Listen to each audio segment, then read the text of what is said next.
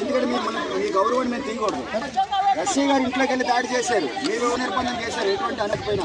SP గారు కలిస్తే ఆయన ఒకటే చెప్పాడు, నేను అలాంటి పని చేయొద్దన్నాను, అలాగే ఎందుకు చేశారని చెప్పి. ఒకటి మీరు అనుమతి కోసం డిఎస్పీ గారు ఎస్పీ గారు కనీసం నోటీసులో పెట్టలేదు.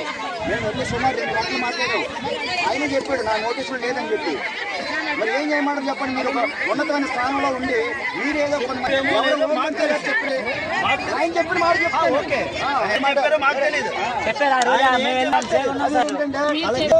చేస్తారు